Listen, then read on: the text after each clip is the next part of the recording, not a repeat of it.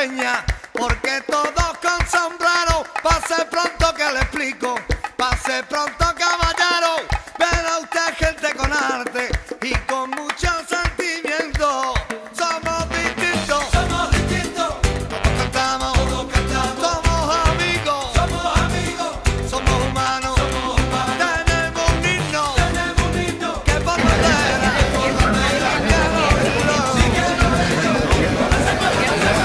Bueno, buenas tardes a todo el mundo. Esto es el objeto de cultura de esta ocasión, en la 46ª ocasión. Tenemos como ponente a Santiago Arellano, que nos va a dar una charlita sobre de que si hay alternativas. Bueno, sin más preámbulos, os dejo. Yo creo que a Santiago lo conocéis todo el mundo, o casi todo el mundo. Y como él dice, lo importante es lo que tenemos que decir, no nuestras caras, porque empezamos a hablar. Hola, buenas tardes. ¿Me escucháis bien? Bueno, pues otra vez en el 15M, y esta vez cuando me invitaron me dice Elena, ¿qué título le quieres poner? Digo, pues voy a entrar fastidiando que se me da bien. ¿Realmente hay alternativas?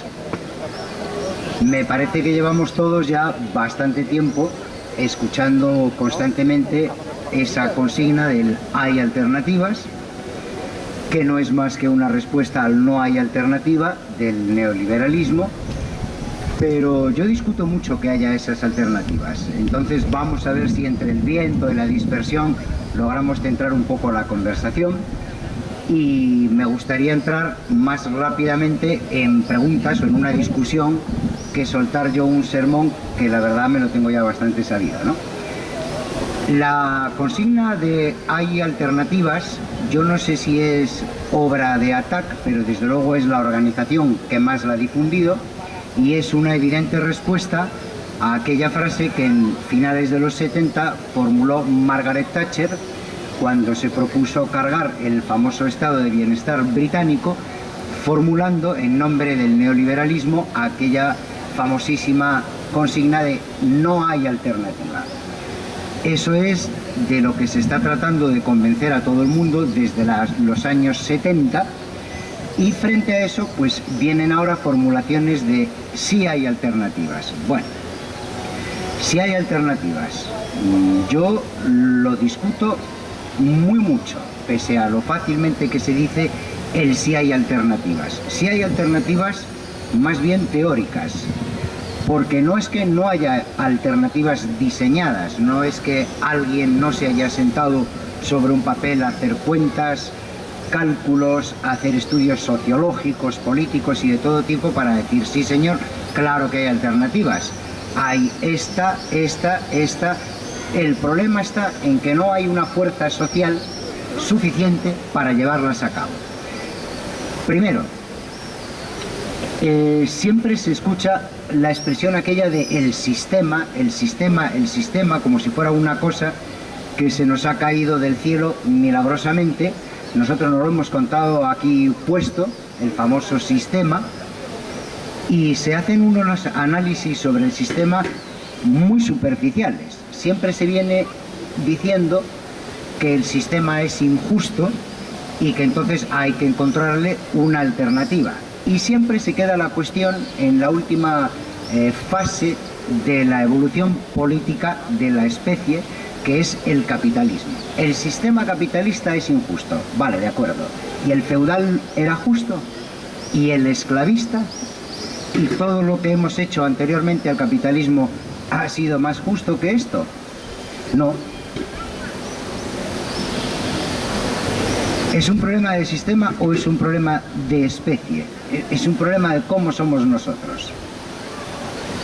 No hemos llegado al siglo XVI, de repente ha emergido el capitalismo desde la burguesía bajo medieval y se ha creado un sistema injusto. Bueno, en este sistema injusto, que ahora ya veremos las razones de su supervivencia, en este sistema, como decía, injusto que es el capitalismo, no se ha hecho más que prolongar una serie de situaciones injustas que, al menos desde que yo recuerde, pues están en la primera documentación que hemos nosotros redactado. Nosotros, en nombre de la especie. Evidentemente, yo hace 3000 años no escribía nada, ¿no?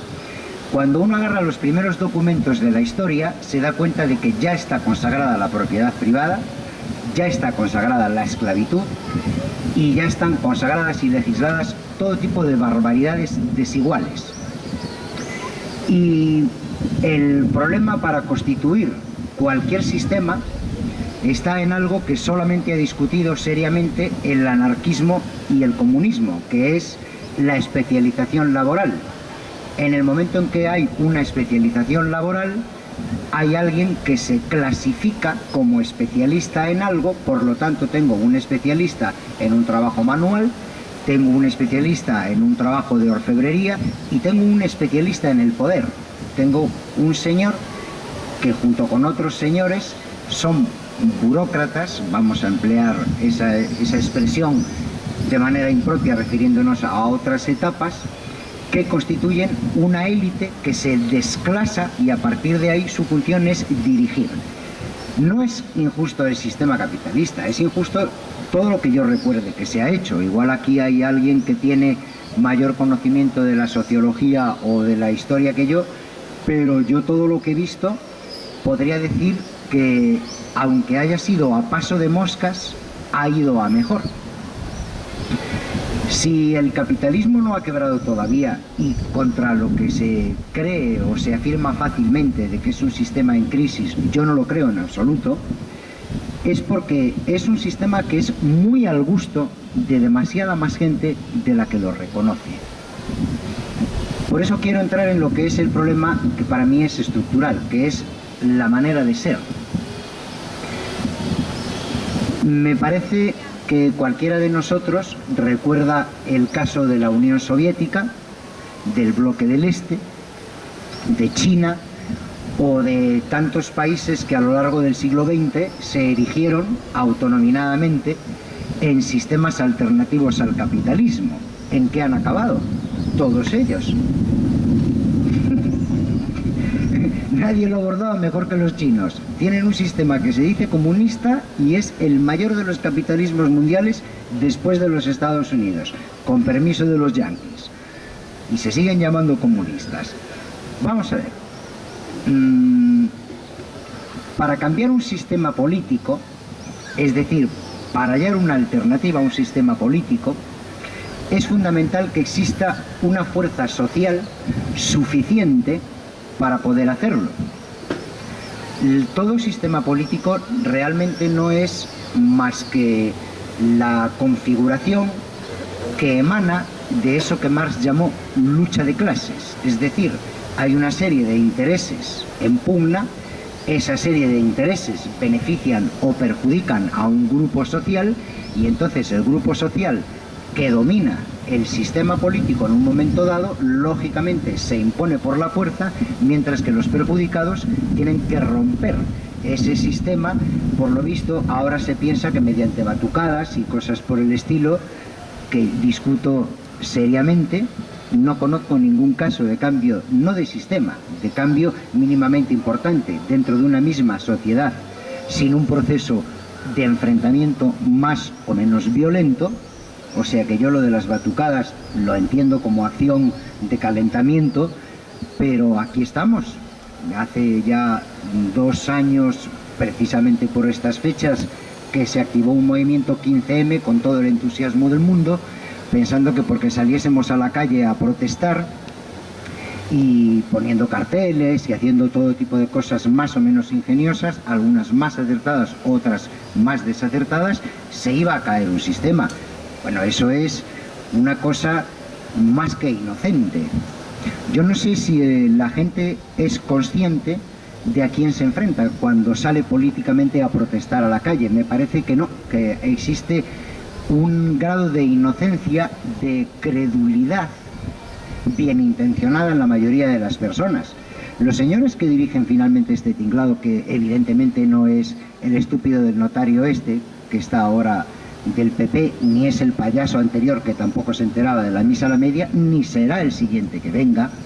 Estos señores son ejecutores de unos proyectos muchísimo más amplios. Demuestra que solo son esos ejecutores el que incesantemente traicionan sus teóricos proyectos políticos con los que se presentan en unas elecciones, Esos señores que realmente dirigen este sistema político no son más que las famosas grandes corporaciones. Hoy día el mundo, realmente las decisiones se toman en poco menos de 47 empresas. Hay un estudio suizo que ha demostrado que son aproximadamente 47, 48 las más grandes, y se puede extender esa capacidad verdadera de decisión sobre el planeta a poco más de un centenar de empresas. Son cúmulos. Bueno, estas empresas no lo dicen, ellos van haciendo el beneficio social, van haciendo préstamos al desarrollo, y todo es porque somos unos consumidores responsables que necesitamos sus mierdas que no sabemos para qué sirven. Por supuesto, esta gente se dedica a diario al asesinato, la extorsión, la ruina y la destrucción de lo que haga falta. Por si alguien cree que estoy exagerando, las famosas tiendas que hace poco salieron, me parece que era de Bangladesh, ¿no? 5.000 muertos llegó a alcanzar la cifra, ¿no? No, 5.000, no, 1.000 y pico, me parece. 5.000 eran los trabajos de barbaridades. Bueno, pero es que el otro día, no sé si fue Tailandia, no recuerdo el país, pues eran otros 400. Pero es que si uno recorre la geografía del trabajo, es decir, si uno ve las condiciones laborales, el trabajo, para quien se trabaja en el mundo, no mirando el pequeño ombligo de España o eso que llamamos mundo occidental, que es una gran minoría respecto al planeta, lo que descubre es que todas esas empresas no tienen ningún problema en liquidar a quien sea. Todas las dictaduras latinoamericanas, diseñadas por la CIA, que arrasaron con un fenómeno emergente como el que ahora se produce de las sociedades latinoamericanas. ¿Quiénes orquestaban esas cosas realmente? Las teorías de este famoso premio Nobel Milton Friedman, que están diseñadas para las empresas. En Brasil, quien mata a los indígenas son las empresas. En Colombia, quien mata a sindicalistas son las empresas. En Venezuela, quien conspira permanentemente para hundir la posibilidad de un cambio son las empresas. Siempre detrás de todo esto están estas famosas empresas que no tienen ni el menor problema en liquidar a quien sea, porque es que lo hacen a diario. Entonces, cuando la gente sale a la calle a protestar, pensando que por una protesta pacífica, más o menos bien intencionada, bien articulada, va a cambiar las cosas, yo lo que veo es una falta de correlación de fuerzas, como decía antes, una inocencia muy bien intencionada, pero muy mal informada. Estos son unos hijos de la gran puta, que se ha dicho siempre en castellano, que no van a soltar jamás el poder si no existe una presión que por lo menos los aterre. Hombre, si pierden la cabeza, seguramente se convencieran antes, ¿no? No vamos a llegar a esos extremos, pero desde luego aquí lo tenemos hoy día. 2 años de protestas, resultado final de 2 años de protestas, más recortes, más pérdidas de derechos, toda la situación de lo que es la generalidad, no sé si clase media, baja o como se quiera llamar, una generalidad de la sociedad perjudicada. Es decir, estos les importa 3 pepinos todo lo que no sea ver en peligro o su dinero o su cuello. Entonces, partiendo de que para cambiar un sistema hace falta una presión con una cierta fuerza y dejándonos de cuestiones inocentes, eso es un trabajo que se hace hacia afuera, la constitución de una fuerza que puede promover realmente una alternativa, ¿no? Entonces, fuera de inocencias y fuera de pensar que quienes realmente manejan el cotarro son esos señores contra los que nosotros salimos a protestar, ya tenemos la primera de las pistas para poder cambiar un sistema, que es la generación de una gran fuerza social. Ahora bien, eso es lo típico, eso lo ha sostenido todo el mundo. Proletarios del mundo unidos, vamos a derribar esto, consignas del marxismo, del socialismo, del socialismo puerta A, puerta B, porque luego hay 30 marxismos, 40 socialismos, anarcosindicalismo, sindicalismo, en fin. Todo este tipo de cosas llevamos con ello, con un cierto grado de conciencia, vamos a decir aproximadamente los 2 últimos siglos, desde que se produce el fenómeno de la revolución industrial y aparece una proletarización en la gente cada vez mayor. Bueno, a veces se ha logrado crear durante un momento un sistema alternativo. Podemos recordar la Unión Soviética, que creo que es el caso más claro. Sin embargo, se ha derrumbado como un castillo de naipes. Bueno, resulta que si construimos una alternativa y encima se nos derrumba, yo creo que tenemos un problema que es mucho más de fondo que una alternativa teórica o política.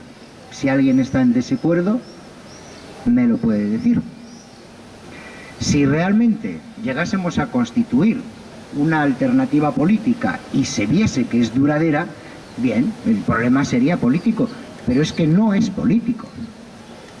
¿Cuánta gente, sin que mencionemos a nadie, conocemos cada uno de nosotros, cuando lo observamos atentamente, que es revolucionaria? Va a cambiar el mundo. No se pierde un sarao si tiene batucadas mejor. No se pierde una marcha, no se pierde un nada, se da la vuelta, llega a su casa y es lo más mierda que hay. ¿Cuánta? ¿Qué vas a combatir a un sistema que se llama capitalista? ¿Cómo vas a combatir a un sistema que se llama capitalista? Saliendo a pegar un cartel y después yéndote a comprar todas las estupideces que oferta. Es imposible. Hay mucho más de discurso, hay mucho más de boquilla que de una acción real que cambia las cosas. Las palabras solo valen para configurar una ideología, pero las acciones, que son lo que cambian las cosas, están debajo de las ideologías. Yo no creo en ninguna posibilidad de ningún cambio mientras no exista otra educación. Y lo digo completamente en serio. A mí el discursito de la educación va a cambiar el mundo y tal, pues sí, vaya que lo va a cambiar el mundo. El problema está en que yo no sé si llegaremos a tiempo de cambiar el mundo o cascaremos en el intento.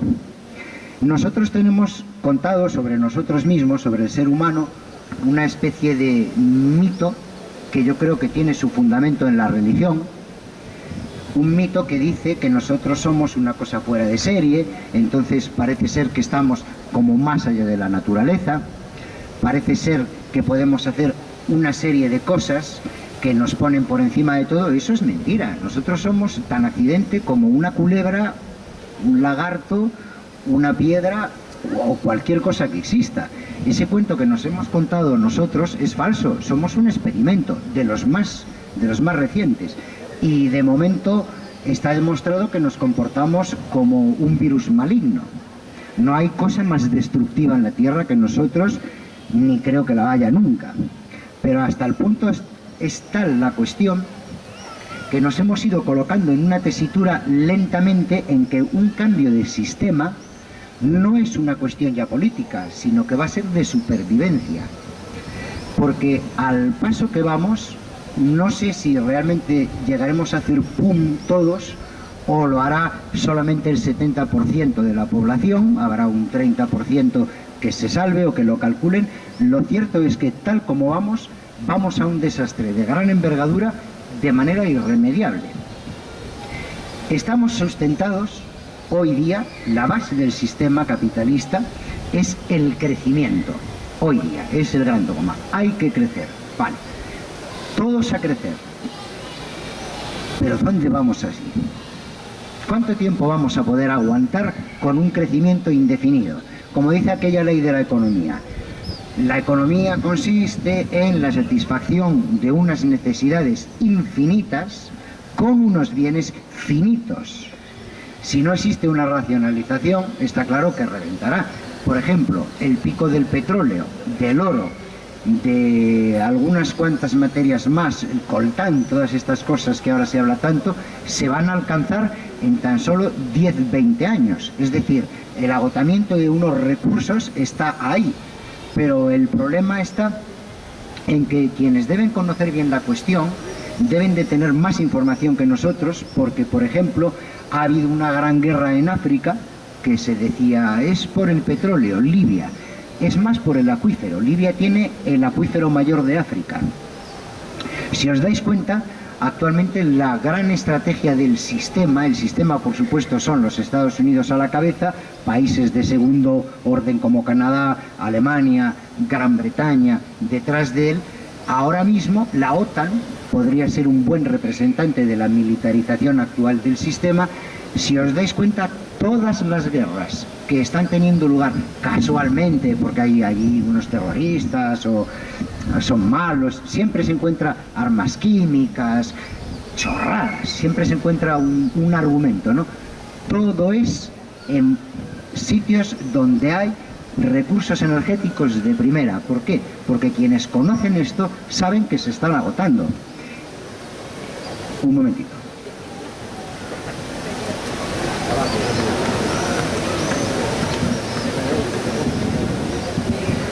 En definitiva, el sistema actual se basa en una relación de fuerzas que ha concentrado toda la capacidad decisoria en realmente unos cientos de personas que son los grandes accionistas, los grandes, que la gente tiene una acción de Bankia y se cree que es banquero.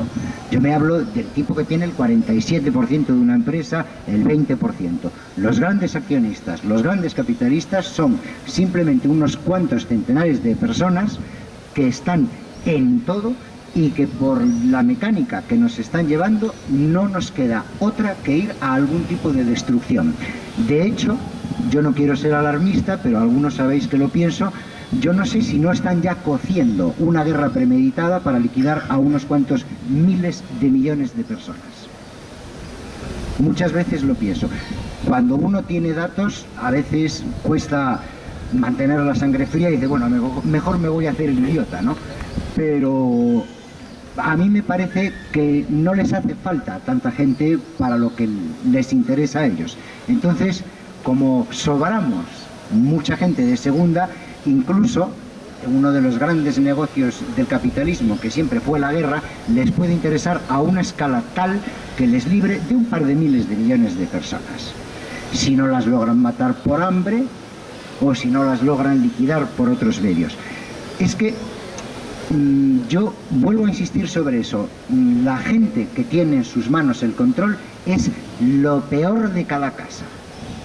Es gente que se dedica al asesinato y a todo tipo de maniobras destructivas a diario, que no es ninguna broma, que no son cosas que las diga yo, que pueden verse los vídeos de John Perkins, las declaraciones del sicario económico que amenazó personalmente a presidentes de Ecuador, o que conoce a quien se cargó al de Panamá. No es ninguna broma, no se puede ser tan inocente. Alternativas a eso, ninguna mientras seamos como somos. Ni la menor. ¿Cuántos programas electorales, sobre todo los que tenéis ya más años que yo, habéis visto traicionar? Yo todos, desde lo que recuerde todos. Yo dejé de votar, volveré a votar ahora, pero de eso hablaremos otra vez. En el año 86 voté no al referéndum de la OTAN y fue la última vez que participé en política, porque llegó allí un señor que decía unas cosas, hizo las contrarias, el siguiente decía otras cosas, hizo las contrarias y así siempre. Entonces, ¿cómo es posible que se entusiasma a la gente, se la lleve detrás de un programa electoral y de repente se traicionen? Pero no es aquí, es en Alemania, es en Rusia, es en todo el mundo. ¿Cómo es posible que suceda sistemáticamente, siempre? Porque la gente no dice lo que piensa.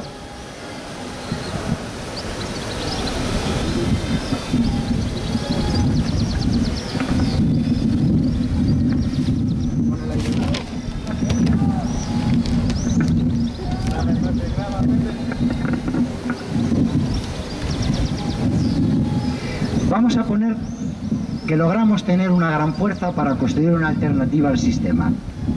¿La gente ha dejado de tener ambición por construir una alternativa política al sistema? ¿Ha dejado de ser ambiciosa por tener una alternativa política al sistema? ¿Ha dejado de ser un mierda que desea la destrucción de otro en beneficio suyo? ¿Cuánta gente de verdad conoce uno que no sea ambicioso? La hay, por supuesto que la hay. No todo el mundo es de la misma naturaleza y desde lo más cabrón a gente muy buena, la hay. Pero en la muy buena, como suele no participar, es a la que le arrean en su casa. Bueno, el problema está en que cada persona, considerados como especie, el ser humano, se monta sobre sí una mitología. Y sobre esa mitología, él mismo se cree su película y entonces dice, sí, ahora vamos a cambiar el mundo. Mentira, no hay cambio ninguno. Nosotros podemos llegar a tener una fuerza para una alternativa política fantástica, perfectamente dispuesta. ¿Cuánta gente de la que va a llegar ahí no va a traicionar? No hemos salido nunca del mismo ciclo, jamás. Revolución soviética, revolución china, más ejemplos así, revolución de Baviera, Comuna de París, uno de los mejores ejemplos de 1871, es decir, unos cuantos experimentos que alcanzan el poder como alternativa hay. ¿Cuánto duran? Lo que dura la capa dirigente en darse la vuelta y decir, hasta aquí hemos llegado, que es que yo no sabía lo que era tener un Porsche, o yo no sabía lo que era estar en un palacio, o yo no sabía lo que era, en vez de comer una sardina barata, comer un atún cojonudo. Las teorías son todas muy fáciles. Yo me siento aquí, desde mi posición, y yo haría, pero tú te has visto en esa posición.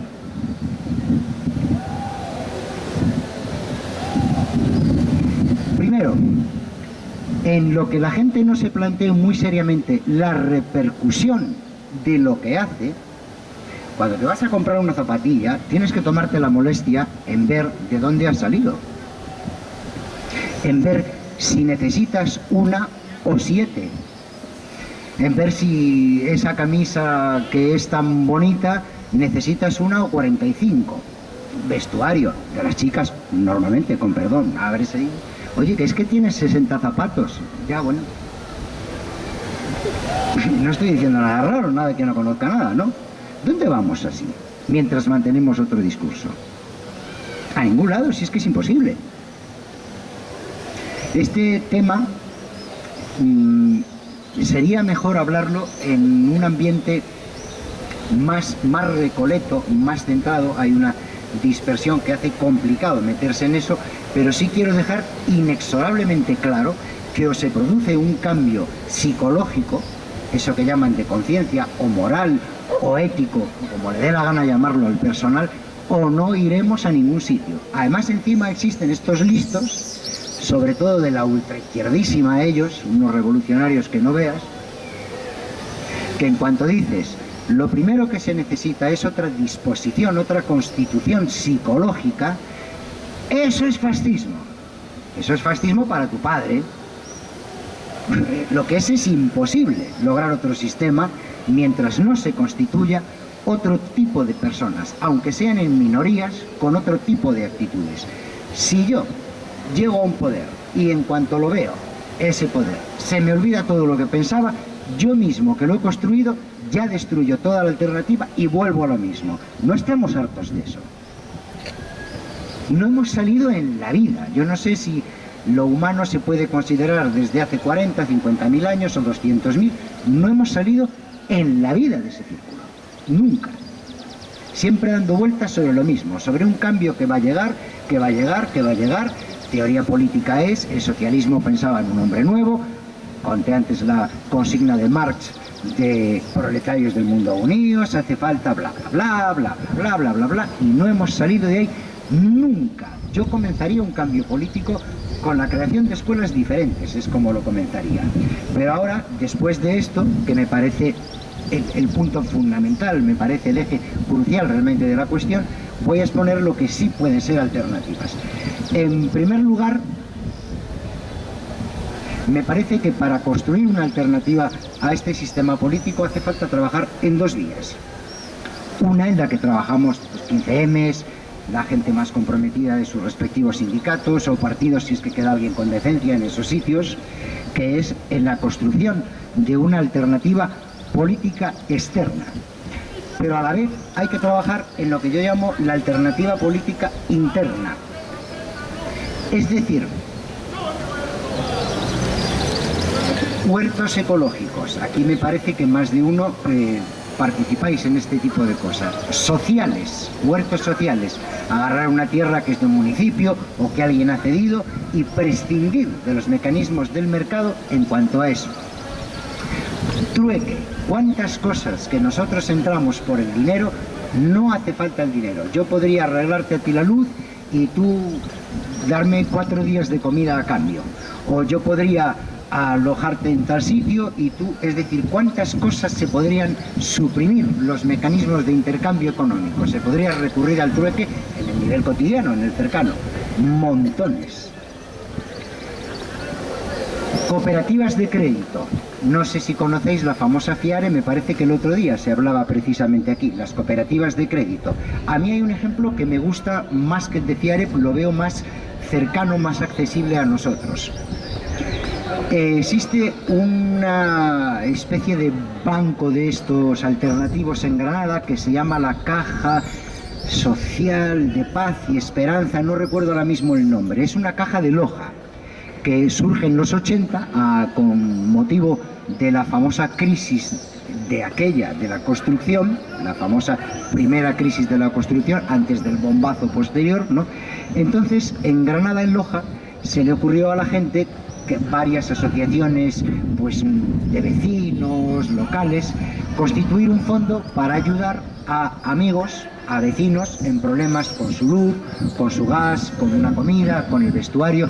Finalmente eso fue dando un resultado tan bueno, saltó de tal manera, arregló la situación, que en el 96 se constituye como una sociedad. Entonces hay socios que pagan 10 euros al mes o más, desde 10 euros al mes, y hay depositantes a título individual, tú puedes ser depositante, que pueden depositar un máximo de 12.000 euros, no pueden tener los depósitos más. Bueno, pues esta cajita se dedica a dar créditos sin intereses, a devolver en 3 años a pequeños proyectos en la zona. El año pasado repartieron 99.000 euros entre 29 proyectos sociales. Como veis, tiene una limitación. Todos los socios participan, lógicamente, en las decisiones que se toman, como es el caso de FIARE. Son cooperativas de crédito, cooperativas no solo de crédito, sino de todo tipo, es lo que habría que hacer. Y finalmente, aparte de estas cooperativas, vuelvo a hacer un repaso: huertos alternativos para salir a la hora de la comida, trueque en lo posible, monedas sociales, que tiene una de las primeras, el famoso Zoquito, ¿no? Es uno, la verdad es que yo ni he pasado por ese sitio. Vale.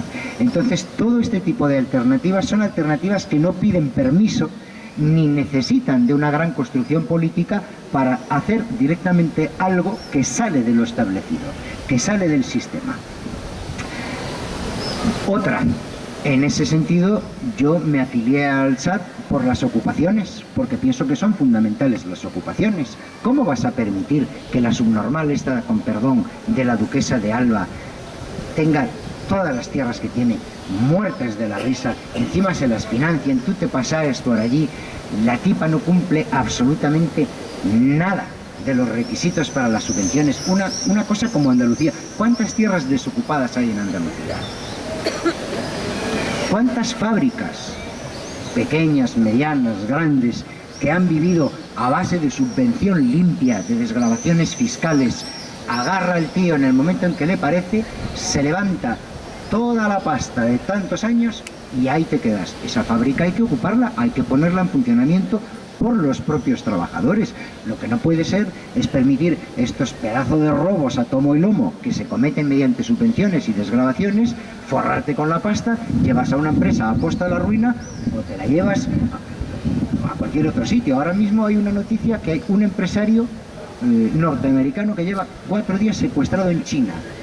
Un gracioso de estos que se va a un país con unas ventajas fiscales que le van a poner la cosa redonda y ahora dice: no, yo ahora me voy a ir a Indonesia, que me resulta más barato. Lo han secuestrado los trabajadores chinos, lleva 4 días secuestrado.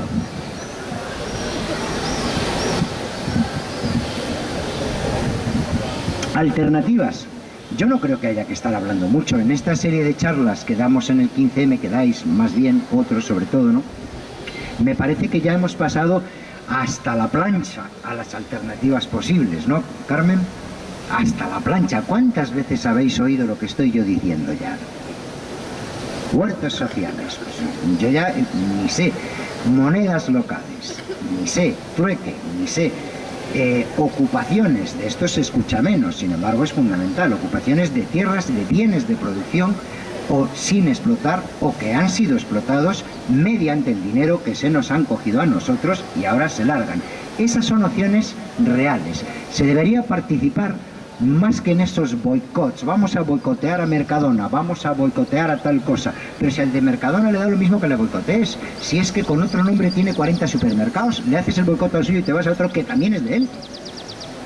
Ese es el problema de los boicots. El sistema está montado tan de miedo que tú, para hacerle el boicot a una empresa, resulta que no vas a esa empresa, pero vas a la de la competencia, que es que también es de él, lo que pasa es que la tiene con otro nombre.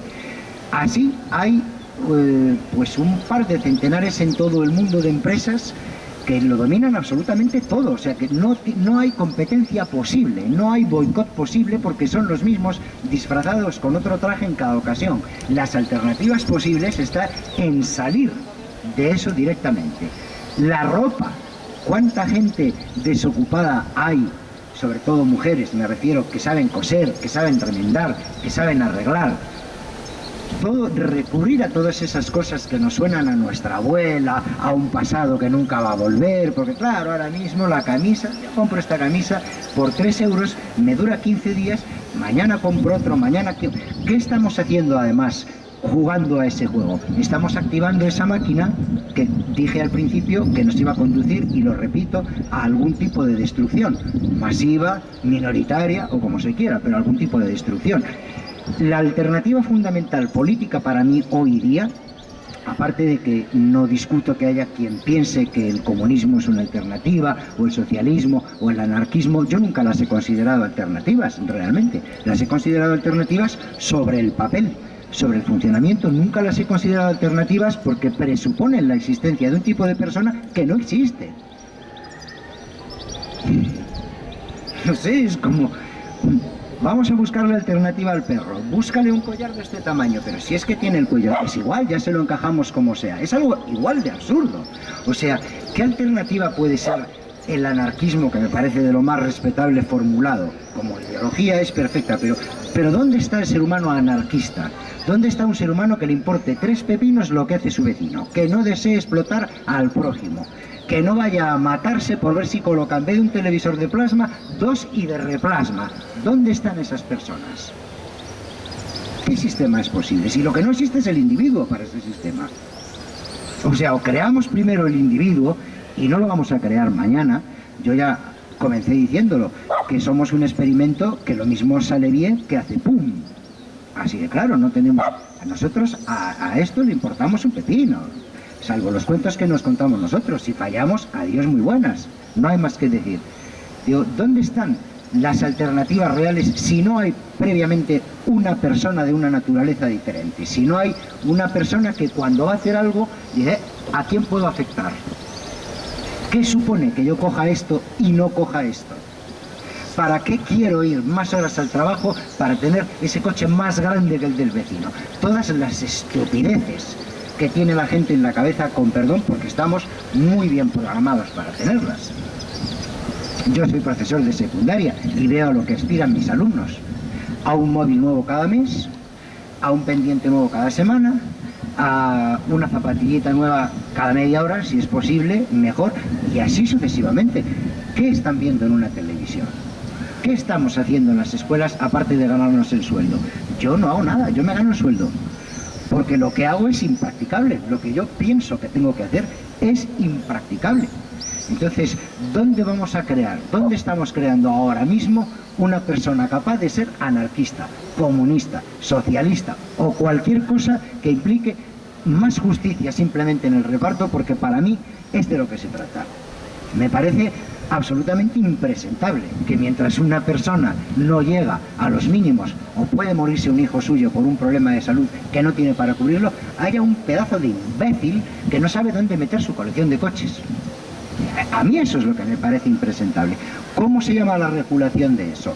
Comunismo, anarquismo, economía del bien común. A mí me da igual el nombre que le demos.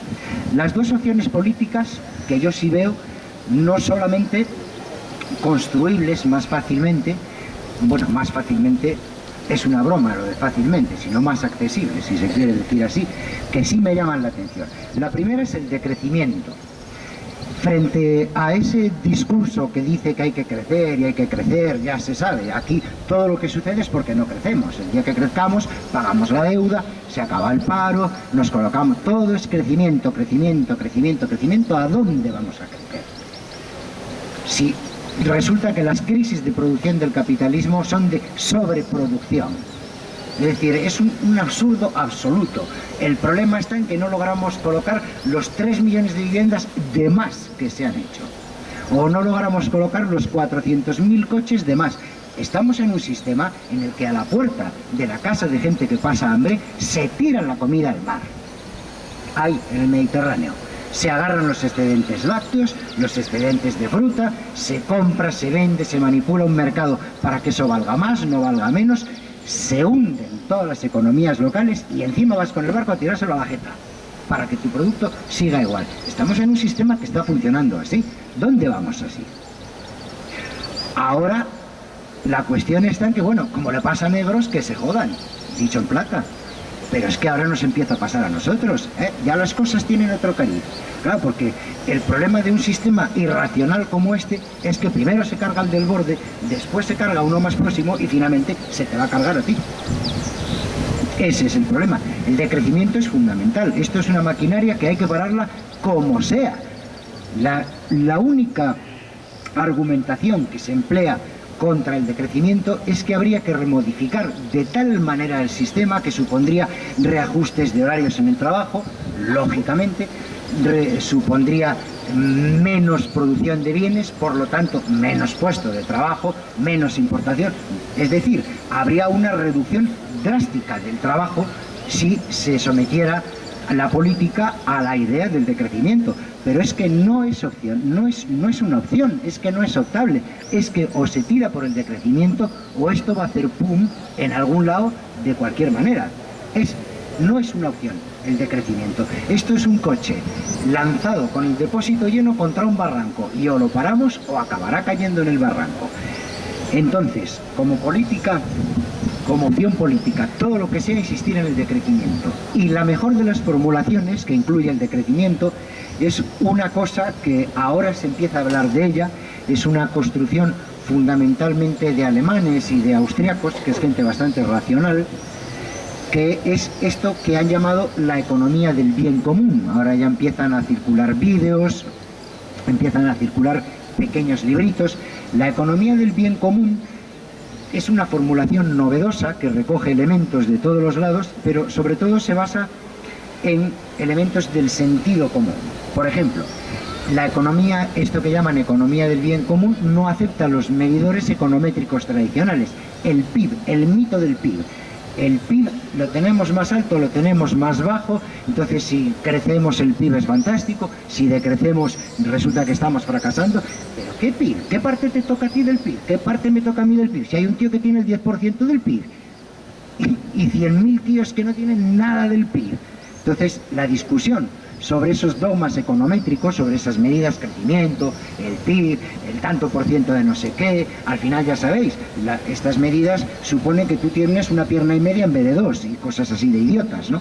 Bueno, la no aceptación de eso y la postulación de unas nuevas baremaciones. Esta economía, esta teoría económica, que se empieza a aplicar muy tímidamente, precisamente en Austria o en Alemania, sitios donde se ha generado, pues por ejemplo, dividen en apartados como justicia en el trabajo, es decir, si tú trabajas y tu sueldo es justo, si recibes unas horas extras bien pagadas o no las haces, si participas democráticamente en la empresa, en las decisiones o no, es decir, unos baremos de justicia en el trabajo, unos baremos ecológicos, es decir, esta empresa para producir esto ha destruido algo ecológico o lo ha respetado, ha echado 400.000 litros de una sustancia nociva, ¿os acordáis? Al Alcoyar, todos estos casos, ¿no?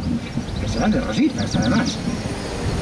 O lo ha respetado o lo ha atentado contra ello, ha pasado por unos ciertos mecanismos que hacen que ese producto pueda ser etiquetado como justo o ecológico o bien común, que favorece el bien común. Entonces, los productos correspondientes de cada fábrica, de cada empresa, se etiquetan con unas etiquetitas que dicen si lo hace o no lo hace.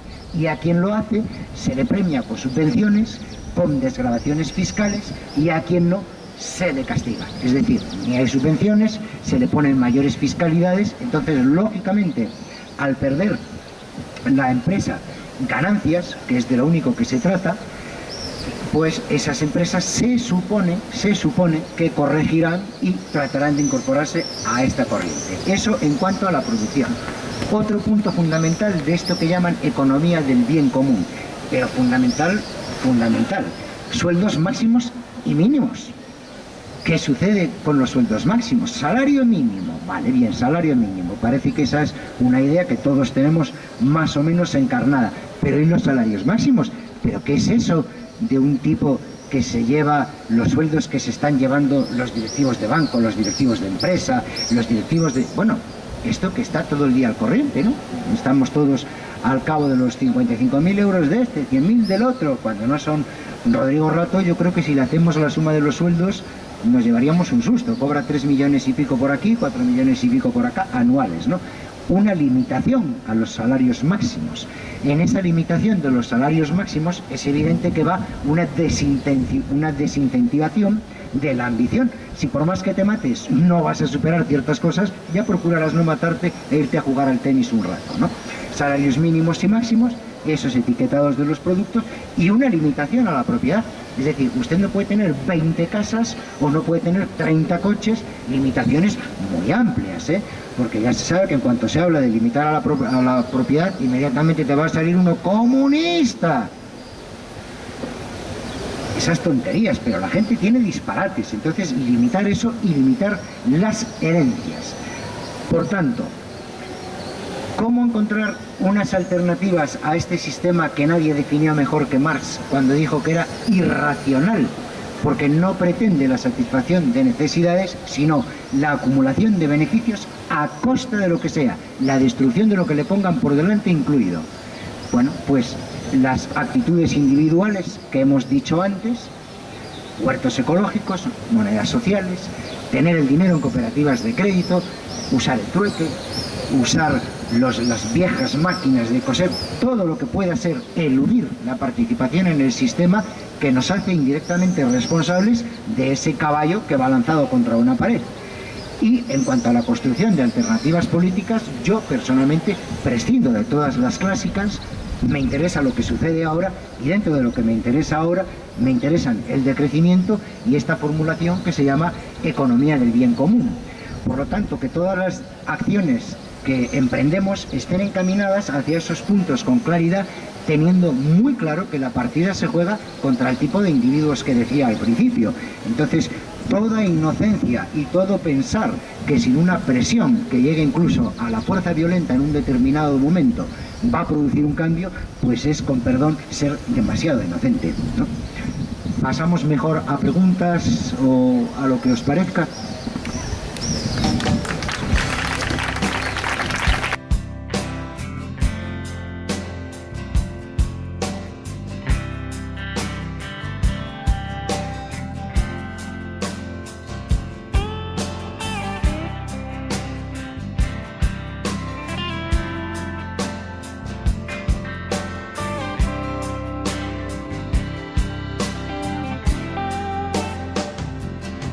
Cuanto más bella es la vida, más feroces sus zarpazos. Cuantos más frutos consigo, más cerca estoy de perder. Por una caricia tuya